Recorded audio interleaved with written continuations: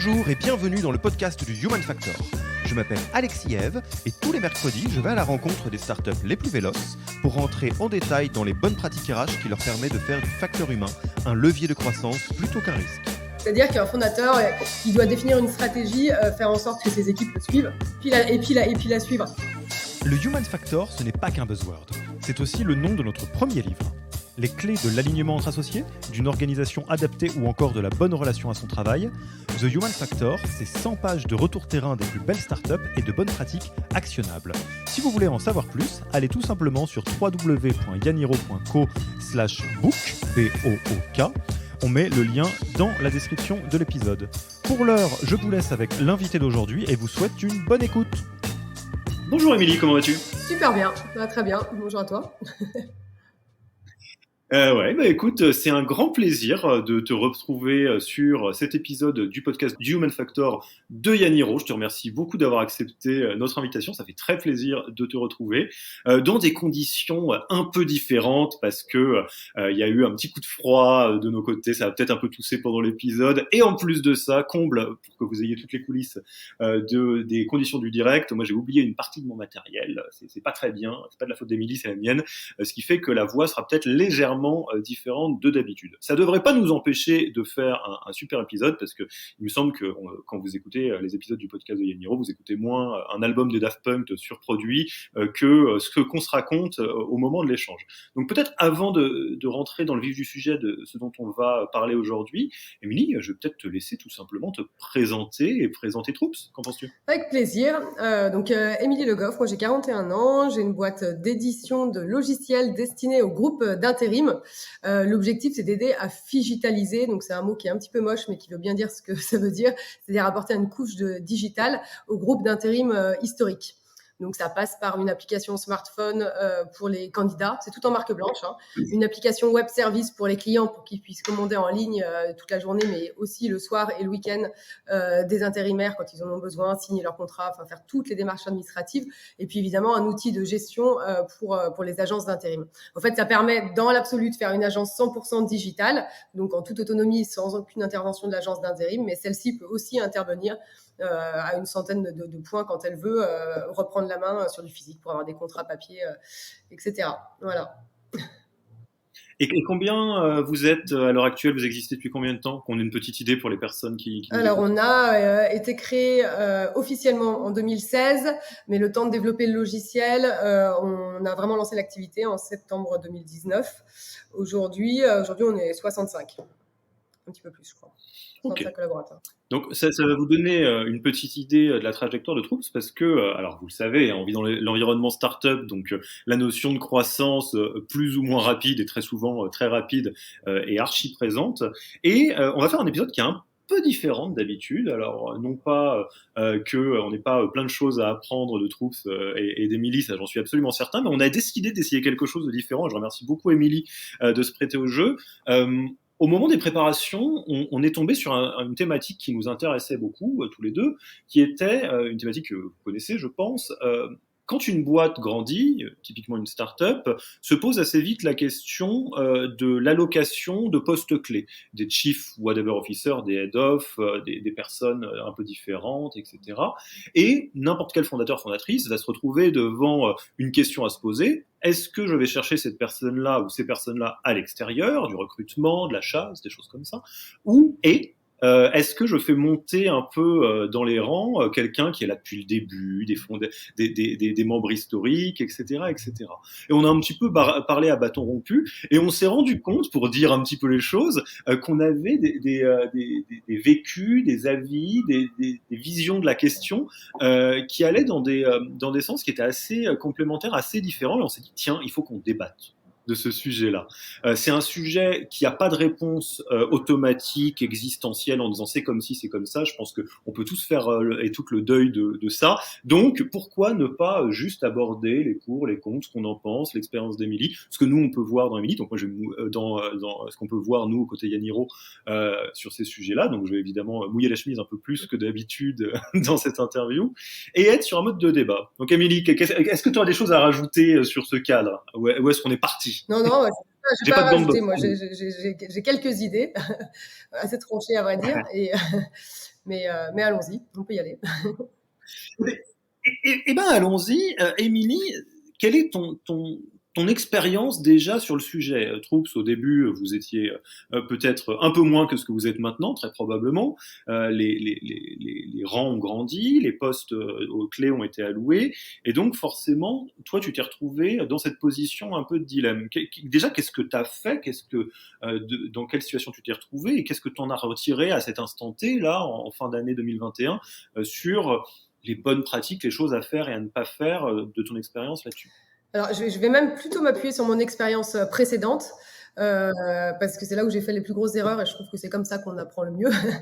En fait, précédemment, avant de faire cette boîte d'édition logicielle pour les groupes d'intérim, j'avais justement un groupe d'intérim, d'où l'idée d'aller digitaliser ce secteur-là.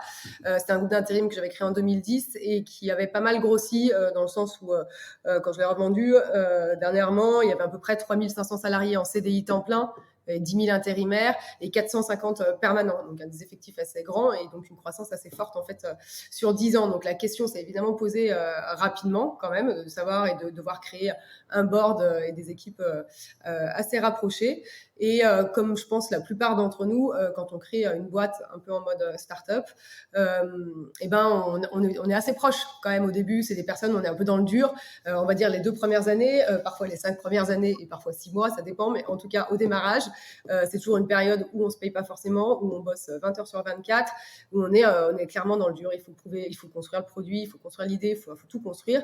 Et puis il faut aller chercher le marché et avec des très hauts et des très bas. Parfois on a l'impression qu'on a trouvé enfin le bon truc et qu'on va être milliardaire. Et parfois on se rend compte qu'on a l'impression qu'on a fait tout ça pour rien et que ça va jamais marcher, quoi. Et donc forcément ça crée un sentiment très fort. Je sais pas si c'est un sentiment amical, mais en tout cas un sentiment professionnel très fort avec les collaborateurs avec lesquels on travaille en interne, donc avec les associés forcément, mais aussi avec les collaborateurs.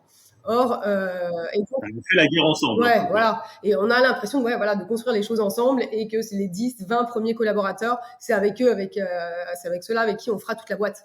Parce qu'ils sont là au début, parce que c'est eux qui construisent les fondations avec nous. Et ben forcément, naturellement, on a tendance à les faire grimper. Ce que j'ai fait sur des 2L Group, de manière assez naturelle. Et c'est là où je me suis pris quand même quelques portes. Très concrètement sur l'expérience. Donc, j'ai pas fait la même chose sur Troops. Et c'est pour ça que je disais tout à l'heure que j'avais des idées assez tranchées sur le sujet.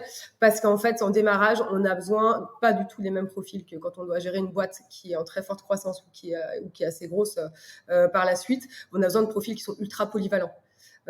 Qui soient très flexibles, très polyvalents, qui connaissent tout sur tout, qui puissent mettre la main à la pâte sur tout. Et plus la boîte grossit, plus il faut des ultra spécialistes et des très très bons dans leur spécialité. Donc, à moins d'avoir quelqu'un qui a la double casquette, ce qui peut arriver, qui est un peu l'exception à la règle, les personnes qui sont polyvalentes ne sont pas spécialistes dans un domaine. C'est rare que quelqu'un qui soit un peu touche à tout, qui va faire un peu de compta, un peu de factu, puis un peu de commercial et de management sous la jambe. Ça va être compliqué d'être un très bon DAF haut niveau qui sait lever des fonds, qui peut aller voir des fonds étrangers, etc. Voilà, je peux donner plein d'exemples comme ça, mais pour moi, et c'est, je pense, l'expérience d'ailleurs la plus difficile de ce que j'ai fini par vivre dans ma précédente boîte, mais aussi chez Troops, parce que du coup, je l'ai appliqué chez Troops sans avancer trop loin, très vite en fait, dès que j'ai senti que la boîte décollait, c'est de devoir se séparer des collaborateurs du début. Alors, quand on dit s'en séparer, c'est pas forcément le cas tout le temps. On peut les emmener à d'autres postes, mais pas forcément en fait dans le board de l'entreprise. Mais c'est souvent mal vécu et donc souvent les personnes sont assez frustrées et ne partent pas. Oui, ce qu'on peut tout à fait comprendre. Et donc, j'entends, ce que tu me dis, c'est, tu as fait le test vraiment, j'allais dire, situation réelle, de confier les clés des camions les plus importants de la flotte à des gens qui étaient là depuis le début, et tu t'as buté devant le fait que, effectivement, des profils généralistes sont des fois moins compétents, moins talentueux, moins à l'aise, des fois, moins heureux dans des situations d'hyper spécialistes. C'est ça que tu as vécu avant. Ouais, il y a ça. Puis en fait, il y a tout un écosystème aussi. C'est comme je disais, on est hyper proche des gens, enfin en tout cas des personnes qui ont construit la boîte avec nous au départ, des premiers collaborateurs. Donc du coup, dans des boards où on fait monter quand même quelques personnes extérieures qui sont très capées, parfois un peu plus âgées, même si je suis pas du tout d'accord sur le fait que l'expérience va avec l'âge. Parfois oui, parfois non. Mais les boards, c'est plus des soirées entre potes. C'est un peu ça au départ. Et en fait, fait, ça monte au niveau. Et ça, c'est aussi difficile à faire comprendre qu'on met de la distance. Ça peut être mal vécu aussi. C'est OK, t'es monté. Par contre, attention, t'es dans le board maintenant. Il y a des règles. On doit bosser. C'est pas, ouais, désolé, je me suis pris une cuite hier. J'ai pas pu rendre le truc qu'on tolérait au début parce que la pression est tellement forte que ça peut arriver, voilà, l'investissement. Mais plus on va monter. Et donc, du coup, il y a aussi une distanciation qui se fait et qui, même si en termes de compétences, on a réussi à faire spécialiser, vraiment, en tout cas faire passer ce collaborateur-là dans une des spécialités RH ou DAF, etc. Parfois, c'est juste le lien, la distanciation qu'on met dans le lien qui fait un peu tout péter, quoi. Pour être très clair. Et alors, du coup, très concrètement, dans Troops maintenant, comment ça se passe? C'est-à-dire, la boîte a passé un cap, ou un futur cap, tu as des postes hyper importants à allouer. Est-ce que tu vas chercher 100% des cas à l'extérieur, t'appelles un cab de chasseur de tête, ou tu ouvres le poste en interne quand même, mais par contre avec un process de recrutement qui est acéré et il n'y aura pas de passe droit? Enfin, comment ça se passe? Non, alors déjà, ce qui m'a appris de la dernière expérience, c'est que j'en ai toujours parlé de cette expérience-là à mes premiers collaborateurs chez Troops, de mon expérience précédente, pour bien leur mettre dans la tête. Mais c'est important que peut-être à un moment donné ça s'arrêterait, voilà, pour qu'il n'y ait pas de frustration, parce que j'avais tellement mal vécu, je voulais pas leur mentir en fait. Mais même si je l'avais pas promis aux autres, ils s'étaient imaginés, mais moi je me l'étais imaginé. Mais donc déjà, donc il y a pas ces attentes-là en interne, donc c'est déjà pas mal. C'est-à-dire que ça va pas se produire. Et là aujourd'hui, non, de manière assez systématique, on est que 65 entre guillemets. On se connaît, donc avec le feeling, je sais très bien qui peut monter sur tel poste ou qui ne peut pas, en tout cas qui peut rentrer. Et la plupart du temps, les postes dont j'ai besoin aujourd'hui, on va parler de quelqu'un qui va être très pointu sur les levées de fonds, par exemple. C'est des personnes que j'ai pas en interne, parce que tout au départ, on ne levait pas des fonds. Enfin, la plupart des postes aujourd'hui, ça sera des personnes que j'irai chercher à l'extérieur, effectivement, en chasse. Ouais. Ah, mais ce qui est intéressant, et tu me dis si je te comprends de Traviole, c'est que dans ce que tu dis, c'est tu cherches le poste, enfin, tu as une idée d'un poste dont tu vas avoir besoin, quelqu'un qui est spécialisé dans les levées de fonds par exemple, et tu screens en interne si tu as quelqu'un qui te semble adapté, et dans le cas où c'est pas adapté, tu vas chercher en interne, mais le screening, tu le fais quand même, ce qui veut dire que la question c'est pas est-ce qu'on recrute en interne ou est-ce qu'on alloue le poste en interne ou est-ce qu'on recrute en externe, c'est plutôt quelque part éviter je vais dire un mot qui est très dur, mais c'est moi qui le dis, une forme de sentimentalisme ou de surpromesse à l'interne en disant je vais essayer de faire rentrer les profils que j'ai déjà dans des postes dont on a besoin. Ouais, effectivement, c'est ça. Alors oui, mais je pense que c'est vraiment essayer d'être le plus objectif possible sur ces postes-là. Je me suis rendu compte que c'était clé, c'est un mauvais jeu de mots pour le poste clé, mais en tout cas que c'était assez important et il fallait pas se rater. Franchement, un board aujourd'hui, enfin les 5-6 premières personnes qu'on a autour de nous, au moment où la boîte elle commence à grandir très fortement, être en phase d'hypercroissance puis à se structurer, c'est fondamental. Enfin, c'est clairement savoir bien s'entourer. Moi, je me suis toujours mis, et ça pour le coup, à la fin, même sur la boîte précédente, j'avais réussi. Il faut que chaque personne qui soit dans le board soit meilleure que moi dans mon domaine. Sinon, ça sert à rien. Sinon, j'en ai pas besoin en fait, potentiellement, si ce n'est qu'en charge de travail ou en termes de temps. Donc c'est vraiment des personnes qui sont hyper pointues dans leur domaine et qui soient capables de m'expliquer aussi, parce qu'à partir du moment où c'est des sujets forcément que je maîtrise plus, il faut que ce soit pointu. Et souvent, les personnes qui ont démarré avec lesquelles justement les premiers collaborateurs, à l'inverse, c'est plutôt moi qui les ai emmenés où je voulais. C'est-à-dire tout d'un coup, la tendance s'inverse un petit peu. C'est-à-dire que je les ai construits, j'avais une idée très précise de là où je voulais aller, je leur ai expliqué et on a avancé tous ensemble, voilà, main dans la main pour que ça fonctionne. Et tout d'un coup, là, je vais chercher des personnes qui vont me dire non, en fait, là, tu penses ça, t'as tort. Et je vais t'expliquer pourquoi. Mais c'est là où il faut aller et c'est là où ils vont réussir vraiment à cranter encore la boîte un peu plus. Donc, c'est aussi pour ça que je trouve que c'est souvent des profils différents, même si c'est dur. Hein. Moi, je trouve que c'est une des choses les plus dures dans l'accompagnement de la boîte. Et alors, bon, j'avais promis du débat, donc je vais me prêter au jeu, je vais faire un peu l'avocat de la partie adverse. Même si, bon, en vrai, on va être plus d'accord que ce qu'on aimerait le faire croire dans ce débat, je pense. L'argument qui revient souvent, que j'ai entendu, qui s'applique d'ailleurs dans des startups qui sont phénoménales, hein, c'est pas juste un argument en l'air, c'est quelque chose qui est une politique qui est poussée par des très belles boîtes, je pense à Litchi hein, notamment par exemple, et MangoPay, c'est de dire quand on recrute dans des postes clés systématiquement à l'extérieur ou de manière trop déséquilibrée à l'extérieur versus faire monter des gens de l'intérieur, il y a un coût qui est quasi obligatoire en termes de culture ou de valeur de la boîte, ce qui paraît assez cohérent en tant que tel, parce qu'il y a des personnes qui viennent, souvent c'est des gens qui sont de très grande qualité, donc qui ont un leadership très fort et qui ont une culture très forte, des fois issue de boîtes précédentes, et ça peut potentiellement secouer un peu le bateau, qui est toujours un peu fragile, hein, entre 10, 100, même 1000 personnes, parce que des fois, voilà, je vais utiliser un exemple que je pense que beaucoup de boîtes ont vécu, le fait de recruter un tueur ou une tueuse de chez Apple qui coûte une blinde, mais qui, au final, ne fait pas du tout l'affaire parce que la greffe prend pas point de vue culturel. Qu'est-ce que t'en penses de ça? Comment est-ce que le fait de systématiquement, même si c'est pas ce que tu fais, ou en tout cas de manière forte, recruter à l'extérieur sur les profils clés, peut ou pas mettre en danger la culture de Troops, ou qu'est-ce que vous faites pour vous en prémunir? Qu'est-ce que ça t'évoque tout ça? Je suis effectivement, il y a un vrai risque sur les valeurs et puis surtout sur l'ambiance sympa de la boîte. Pour parler encore plus concrètement, enfin au-delà des valeurs, parce qu'on peut les dessiner et on peut imposer quand même aux personnes qu'on recrute d'appliquer des valeurs, mais par contre, il va avoir son mode de fonctionnement.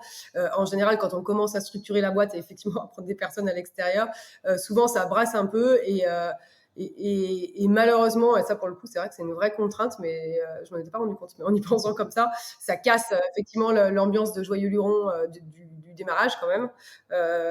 Et ça veut pas dire que tout d'un coup c'est pénible et que c'est plus tout à fait la même chose, mais la boîte grandit et donc forcément il faut se structurer. Et sur des choses, là, je pensais sur Troop, c'est un exemple très concret. Par exemple, je surveillais jamais les congés parce que j'avais pas le temps. Et franchement, mes collaborateurs, ils bossaient beaucoup. S'ils prenaient des congés, très bien. Et puis, ils n'avaient pas besoin à la limite de me demander, quoi. Ils remplissaient l'outil et je leur faisais confiance, quoi. Et je pense pas qu'ils allaient prendre un jour de congé s'ils avaient un super gros rendez-vous le lendemain ou l'après-midi même. Donc, je regardais jamais. Maintenant, c'est structuré. On doit demander 2 semaines à l'avance pour organiser avec les équipes. Si jamais c'est moins de 2 semaines à l'avance, faut donner une justification précise. Enfin, un truc super chiant, quoi. Et mais on n'a pas tellement le choix. Donc voilà, et ça a été imposé par les personnes qui s'occupent de tout le staff en interne. Et ça casse un peu le truc, parce que ça enlève cette liberté. Ils avaient chacun l'impression d'être autonomes dans leurs décisions. Et puis là, ils ont l'impression qu'on leur remet un poids sur la tête comme s'ils étaient dans une grande boîte avec des process. Et effectivement, ça serait vraiment top si on pouvait réussir à faire les deux. Mais malheureusement, je suis d'accord que ça casse un peu les choses. Après, c'est vraiment quand même au fondateur de tempérer, quoi. Il faut garder le lien. C'est pas si simple aussi parce que du coup, quand on dit qu'on embauche un bird, on met aussi une distance entre nous et les autres collaborateurs. Sinon, c'est que c'est compliqué parce que si on laisse pas d'espace, ils vont pas pouvoir prendre leur place, quoi. Et du coup, on met aussi de la distance. Donc, ça, il faut compenser mieux, c'est-à-dire d'être vraiment présent au séminaire, d'essayer de faire des déjeuners au maximum, qui sont des trucs informels. Donc, c'est pas là où on va donner des ordres, mais de garder. Enfin, nous, on aime bien aller boire des coups. En plus, on est en télétravail sur Troops. Donc, quand on met de la distance, c'est-à-dire que je les vois plus du tout, quoi. Enfin, clairement, quand je suis plus en management direct. Donc, on essaye de s'organiser assez régulièrement des apéros. Nous, on a mis en place, par exemple, des séances de sport. Ça va être un super mauvais exemple parce que justement, l'idée, c'était d'aller faire du sport tous ensemble. Mais depuis que je l'ai mis, j'ai pas réussi à y aller une seule fois. Mais bon, dans l'idée, c'était vrai, j'avais des vraies excuses. Mais dans l'idée, c'était justement de pouvoir faire ça avec les collaborateurs. Alors, je vais rebondir. Tu as utilisé un point alors, non, tu sais quoi, je vais rétro-pédaler, je vais vous partager une anecdote. Je vais te partager, Émilie, ainsi qu'aux auditeurs et auditrices, une anecdote. Dans une vie passée, avant de monter Yaniro, donc j'ai eu un job qui était consultant en stratégie, dans une boîte qui s'est structurée. Donc le service, tout ça, je connais bien. Et un truc qui est très rigolo, qui fait hyper écho dans ce que tu viens de dire, moi, du côté salarié à l'époque, c'est que donc je suis rentré dans la boîte, on était moins de 10, hein, donc on était toute petite boutique de conseil. Ça a beaucoup grossi, on a fusionné, etc. Et un des premiers trucs truc dont je me souviens, c'est qu'effectivement, boîte de 10, consultant, c'est super fun parce que on te donne des responsabilités cinglées, t'as moins de 25 ans, t'animes des comex, des choses comme ça, parce que de toute façon, il n'y a pas assez de monde. Donc, il faut faire tout, etc. Et en fait, je me souviens, quelqu'un qui nous a rejoint, Eric, qui est un super bon copain d'ailleurs, profil très senior, qui venait du conseil, passez-moi de mon français, mais il nous a cassé les bons becs dès qu'il est arrivé. C'était phénoménal. Il a commencé à nous dire bon bah en fait les propals c'est à vous de les faire parce que là on peut pas faire tout le temps donc débrouillez-vous. Quoi mais non mais c'est plein de boulot. Bah oui c'est plein de boulot. Et puis il faut remplir votre staffing. Et puis à la fin de chaque mission il faut faire. Et puis il faut utiliser tel gabarit. Enfin tout un truc qui a un tas de process classiques dans le conseil. Alors on a ronchonné de la mort. Mais une fois que c'est passé, on s'est rendu compte que c'était nécessaire pour structurer la boîte, qu'il avait raison, évidemment que c'était une manière plus simple, que ça a absolument pas tué la bonne ambiance. La culture est restée. Et en fait, ce qui me frappe dans ce que tu me dis, c'est que je pense, en tout cas là de l'extérieur, que la limite à franchir, elle est au niveau des valeurs, et tu l'as dit toi-même, quand tu recrutes quelqu'un de l'extérieur, tu fais passer le filtre du culture fit, des valeurs, etc. Mais que le côté, la gaudriole un petit peu artisanale des débuts et un peu finie, bah oui, ça c'est un peu peut-être le destin d'une boîte qui se structure, quoi. Et c'est pas forcément très grave si l'âme de la boîte reste. Donc moi, ça m'intéresse un peu en tant que founder. Où est-ce que tu mets, où est-ce que tu mettrais la limite? C'est-à-dire, quand est-ce que tu te dirais, je sais pas si tu as un collaborateur, une collaboratrice du début qui vient te voir en te disant, dis donc, le nouveau, la nouvelle que tu as recruté, il nous serre les boulons, c'est vachement dur. Et quand est-ce que tu te dirais, non mais ça c'est normal, bah, évidemment que c'est un peu plus dur, on a plus d'exigences vis-à-vis de Troops. Et quand est-ce que tu te dirais, non, non, là on est en train de casser ce qu'on a construit, faut mettre le haut là tout de suite. Je sais pas, j'imagine que tu y penses pas tous les matins, mais là, dit comme ça, où est-ce que, pour toi, la limite, elle serait où? Elle est assez difficile cette limite. Elle est assez C'est dur, difficile. hein. Ouais, franchement, elle est parce que déjà, bon, il faut vraiment suivre les recrutements donc, de ces nouvelles personnes qui sont rentrées dans la boîte, être convaincu si on veut l'imposer quand même aux équipes. Il y a pu avoir des situations où j'ai beaucoup de collaborateurs qui me disent ça va pas du tout, on peut pas continuer comme ça, la boîte va au carton si on continue comme ça, où j'ai dû me remettre en question quand même sur le recrutement, quoi. Donc je pense à une situation assez précise et pourtant j'en étais convaincue que c'était la bonne personne, mais effectivement on va dire que le mouvement dont tu parlais tout à l'heure a été très fort, quoi. Ça a été quasiment du 180 degrés, on a structuré de partout, blindé. Et donc ça a été très très compliqué, mais il a fallu un peu jongler. Et je pense qu'en fait c'est que le feeling du dirigeant, quoi. C'est si on est certain, à un moment donné, c'est à nous d'imposer, de se dire mais quelle direction je veux donner à ma boîte. Est-ce que je suis convaincue que j'ai la bonne personne et que c'est bon? Et dans ces cas-là, si ça convient plus aux collaborateurs, parce que vraiment eux, ils étaient plutôt en mode joyeux luron, ils n'ont pas du tout envie d'être cadrés, ils comprennent pas l'intérêt, ben il y en a qui doivent partir. Et moi, dans la situation dans laquelle ça s'est produit, il y en a qui sont partis. Et la plupart, en tout cas, sont restés et ont compris. Et aujourd'hui, comprennent que c'était la bonne décision, quoi. Mais ça a été dur pour moi quand même, parce que là, moi, en tout cas, je suis solo founder. Donc, je m'appuyais sur moi-même, quoi. Très clairement,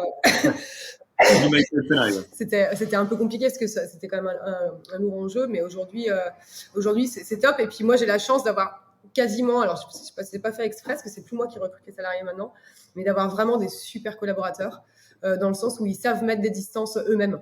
Mais vraiment, quoi. Moi, j'ai plutôt tendance à être pote avec eux. Comme je disais, j'aime bien aller boire des coups. Et ils viennent chez moi même. Enfin, je mets aucune distance, quoi. J'ai pas plus que si c'était des potes. Mais par contre, eux, ils savent la mettre. Ils savent que quand je demande quelque chose, ou voilà, c'est force.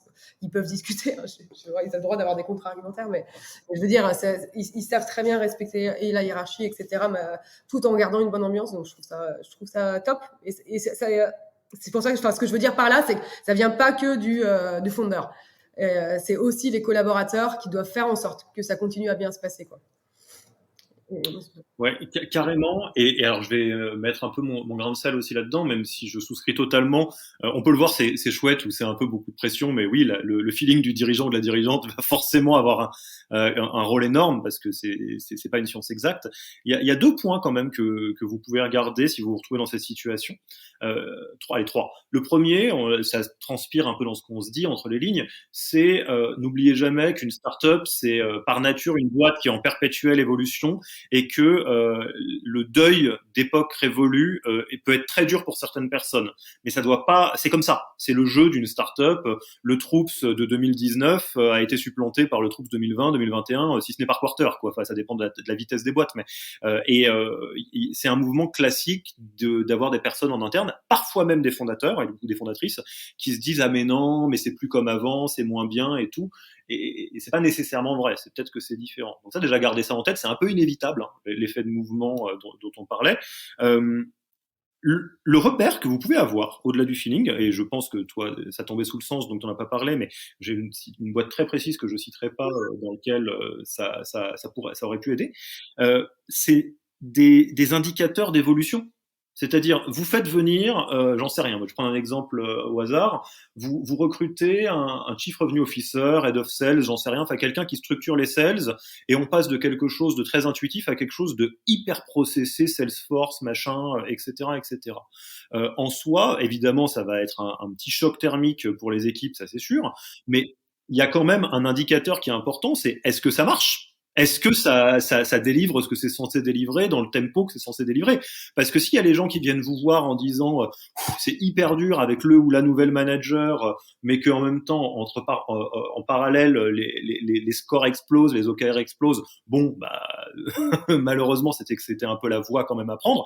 Si c'est ça et que en plus le truc patine comme pas possible, là on peut se retourner vers la nouvelle recrue en disant bon tu vas peut-être pas avoir 500 coups d'essai non plus, et en plus tu broies mes équipes, là c'est pas génial.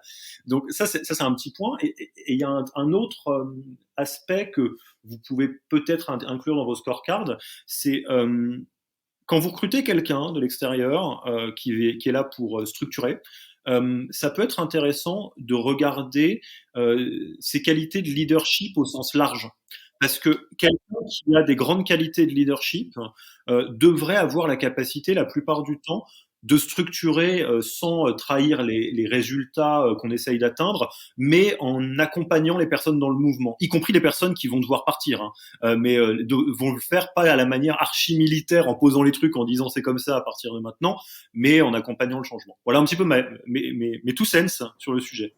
Émilie, je sais pas si ça t'évoque quelque chose de supplémentaire. Mais je suis alignée sur 3 points et sur le premier effectivement, et puis quand tu parlais du scoring et de voir si ça fonctionne, alors c'est pas toujours le cas déjà, parce que parfois on est quand même en train de grandir, et donc le temps que ça se restructure, parce que justement il y a un peu des mouvements, ce qu'on est en train de structurer, ça passe effectivement, ça patine, mais c'était quand même la bonne décision, donc il faut attendre un petit peu, parce que oui. Effectivement si la boîte décolle dès depuis le jour où le gars est arrivé ou la femme, en tout cas, la nouvelle personne est arrivée, c'est sûr que personne ne peut rien dire. Mais souvent, ce qui se trouve, c'est que ça met toujours 2-3 mois avant de décoller. Et c'est là où il y a un peu des frottements en disant tu vas au carton, ça se voit que ça marche pas. Voilà, c'est là que c'est un peu compliqué. Mais effectivement, si on peut s'appuyer sur des scores, et c'est ce qu'il faut faire, ça peut vraiment être. Mais ouais, en respectant la temporalité. Et d'ailleurs, ce que ça me pose comme question très très pragmatique, c'est comment tu gères avec tes équipes, hein, mais on va prendre le cas où il y avait peut-être plus de responsabilités sur tes épaules encore, le cas où tu dois recruter quelqu'un qui apporte des compétences ou une expérience qui est totalement nouvelle dans l'entreprise, mais qui en plus et j'allais dire totalement déconnecté de ce que vous connaissez déjà. Parce que je vais utiliser 2 exemples. J'en sais rien, moi. Avant, tu étais femme à tout faire, tu faisais un peu les sales, un peu le marketing, un peu les ops, etc. Recruter un tueur ou une tueuse dans chacun de ces 3 jobs, tu auras une bonne intuition quand même de ce qu'on attend. Si tu pousses sur un job qui est incroyablement nouveau et où donc toi-même tu peux pas tant te faire confiance que ça sur la capacité à évaluer, comment tu t'y prends pour éviter justement le cas de figure où tu as la personne qui arrive, ça patine, mais la personne te dit non mais t'inquiète, tu sais pas, mais ça prend du temps, c'est normal. C'est justement la situation la plus compliquée. Moi, je l'ai un peu vécu dans Troops parce que je viens du monde de l'intérim. Je connais très bien le secteur de l'intérim, un peu moins du côté éditeur de logiciels. Donc, je me suis entourée très rapidement de personnes hyper spécialistes là-dessus. Donc, une personne généraliste au début qui a été remplacée par quelqu'un qui était très, très pointu sur le logiciel. Et comme j'y connaissais rien, et on a commencé à faire grossir l'équipe justement au niveau technique, et moi, j'ai fait rentrer une deuxième personne. En gros, j'avais 2 personnes à très haut niveau, mais ce qui me rassurait, moi, parce que c'est quand même... Je vends un produit qui est du logiciel, il fallait pas que ça soit mauvais. Et les 2 m'ont donné des avis différents. C'est-à-dire les deux, en gros, disaient que ce qui lui était pas bon, il fallait le sortir, et inversement. Et là, bon, pour moi, c'est compliqué parce que comment je fais pour savoir puisque je ne connaissais pas. Donc, il me parlait de techno, qu'il faut changer la techno, qu'il fallait refaire ci, qu'il fallait faire ça, et que si on faisait pas ça, on était mort. L'autre me disait avait une position exactement inverse. Donc, je me suis dit, ok, super. Qu'est-ce que je fais là, on va dire coup de peau. Hein, je l'ai fait vraiment aussi au feeling. On va dire quand même, parce que c'est dur à évaluer.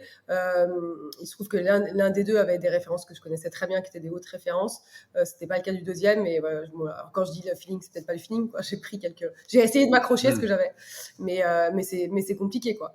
C'est compliqué. Sur le premier CTO que j'avais, qui était assez généraliste, je lui avais fait faire un audit technique de ses codes et de son organisation sans lui dire. Audit surprise, mais c'est même pas surprise, c'est qu'il a fait l'audit sans le savoir, en fait. J'ai fait plonger quelqu'un dans les codes.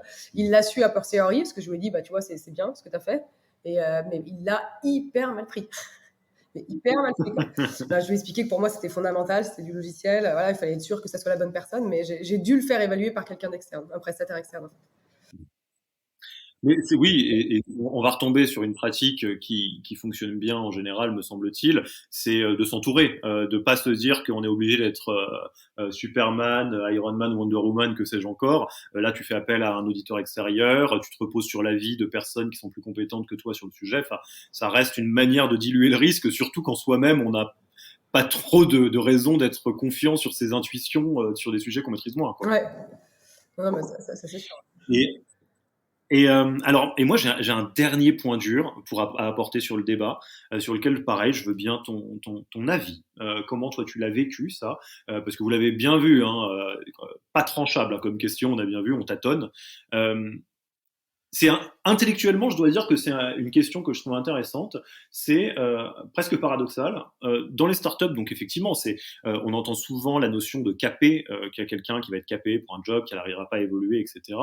Et en parallèle, on attend des fondateurs et des fondatrices jusqu'à un certain point qui se transforment sans cesse. Enfin, c'est-à-dire, on trouve ça tout à fait normal que Émilie soit une fantastique CEO d'une boîte de 5 et devienne dans le futur une fantastique CEO d'une boîte de 5000 et qu'elle va s'adapter, elle va bien trouver une manière de faire ça. Et on se dit, Julien, dans les équipes de troupes, j'espère qu'il n'y a pas un vrai Julien, c'est un nom tout à fait pris au hasard, non, à un moment donné, il est arrivé au maximum de ce qu'il peut faire, donc c'est malheureux, mais on doit prendre quelqu'un de l'extérieur. Et moi, je t'avoue que, au-delà du délire que intellectuellement c'est rigolo de pointer cette contradiction, ce qu'on voit dans des boîtes qui ont un peu justement la culture de faire monter des gens de l'intérieur, c'est que la réponse à ce paradoxe, c'est de dire les fondateurs et fondatrices ne se transforment pas en même temps que la croissance de leur boîte par magie. En général, ils sont très entourés. Ils ont des mentors, ils ont des coachs, ils se forment énormément. Ils ont des cercles. Je pense au Galion, je pense à d'autres groupes un peu similaires qui leur permet en fait d'essayer de gagner la course à grandir aussi vite que sa propre boîte, quoi. Et pourquoi est-ce que finalement une ou plusieurs personnes à l'intérieur de l'entreprise, à d'autres postes que fondateurs, n'en seraient pas capables? Qu'est-ce que ça t'évoque, tout ça, toi, de ton expérience? Parce que je pense qu'un poste de fondateur est pour moi, alors c'est mon avis, mais c'est beaucoup moins technique que tous les autres postes. Pardon. C'est-à-dire qu'un fondateur, il doit définir une stratégie, faire en sorte que ses équipes le suivent, et puis, et puis la suivre. Donc, quand on démarre une boîte, on va avoir assez rapidement 5 à 10 collaborateurs en dessous. Puis ça va petit à petit se structurer. Et puis finalement, quand on a une boîte de 3000 personnes, on a en dessous 5 à 10 collaborateurs. Et on doit toujours définir la stratégie. Mais finalement, pour moi, le poste, il n'est pas si différent que ça. Et par contre, il y a énormément d'aspects techniques qui vont rentrer. Il va y avoir de la sécurité alors qu'on l'avait pas fait. Il va y avoir du juridique. Alors, il n'y avait pas tout ça au départ. Le DAF, ça devient pointu. Il y en a un pour les banques, un pour les comptables, les machins, etc. Mais ça, pour le coup, c'est du technique, effectivement, qui devient de plus en plus compliqué plus la boîte grossit. Mais c'est en dessous de la structure. Ça va être au-dessus d'un département. Et finalement, sous le chef d'entreprise, son rôle, prendre la stratégie, définir une stratégie et faire en sorte que les gens la suivent, prendre des décisions. Et et manager finalement 5-6 personnes. Donc je suis pas tellement sûre que le poste évolue avec le taille de la boîte, quoi. Je pense que pour moi en tout cas, et c'est ce que j'ai vécu et ce que j'aimerais encore vivre, c'est que plus la boîte grossit, plus on a vraiment des compétences, moins on a de rôle à jouer, quoi. C'est-à-dire que normalement, au bout d'un moment, quand la boîte est structurée et grosse et qu'on a des super bonnes personnes en dessous, on devrait passer ses journées au golf ou à faire du kite, quoi. Et on bosse un peu plus quand on est au démarrage de la boîte parce qu'on a forcément la tête dedans. Mais normalement, un bon fondateur doit pouvoir se détacher complètement, un bon dirigeant de sa structure à terme. C'est peut-être juste la différence, c'est savoir avoir des activités extérieures quand la boîte grossit, quoi. C'est super drôle ce que tu dis parce que c'est un truc qui est assez. Je sais pas si c'est tabou, mais en tout cas, des fois, ça fait des nœuds au cerveau de certains fondateurs et fondatrices, mais j'y souscris totalement. C'est dans des machines comme les boîtes en hypercroissance. Je suis tout à fait d'accord avec toi, même si c'est absolument impossible au démarrage. L'ambition d'un fondateur ou d'une fondatrice, d'un CEO, on va dire, ou d'une CEO, devrait être de disparaître ou de servir le moins possible. Et ça passe par recruter des gens incroyablement talentueux, de confiance et de structurer la boîte et de garder une forme de vision et de relation avec les investisseurs. Mais le rôle, effectivement, de dirigeant devrait être de plus en plus famélique au fur et à mesure de la croissance d'une boîte. Mais c'est intéressant parce que quelque part, moi je te fais le parallèle qui se dessinait dans ma tête au moment où tu parlais de ça. C'est comme si tu me disais le rôle du CEO, c'est un rôle de chef d'orchestre et finalement chef d'orchestre d'un quatuor ou d'un petit quartet de jazz ou d'un grand orchestre, à la fin c'est un peu la même chose, ça reste une partition, c'est juste une bécane plus grosse, alors que jouer du violon dans un petit groupe de jazz ou à l'Opéra de Paris, en termes d'expertise, ça n'a rien à voir. Et ça sera pas forcément la même personne. C'est trop pointu, c'est trop dur et tu peux pas gagner 15 ans d'expérience en SEO, en juridique ou en que sais-je encore en un claquement de doigts. C'est un peu ça que j'entends dans ce que tu dis. C'est même pas les mêmes personnalités. Sur cet exemple concret là que tu viens de citer, il y en a un qui a envie de se faire plaisir, partager ce qu'il est proche du public, voilà, et dans les autres, ça sera plutôt le truc très structuré, grandiose. Et l'un et l'autre pourraient pas trop inverser les rôles parce qu'ils s'éclateraient ni dans un rôle ni dans l'autre, quoi. Donc ouais, c'est un peu ça, effectivement. Ouais. Bon, bah écoute, c'était moi c'était un bon tour là, je trouve. Est-ce qu'il y a quelque chose que tu aimerais rajouter pour boucler un peu cette discussion sur interne, externe qu'on n'aurait pas abordé, une anecdote ou un petit mot doux pour les fondateurs et fondatrices qui nous écoutent, parce que je sais que tu l'as dit plusieurs fois et tu as raison, c'est très difficile comme situation.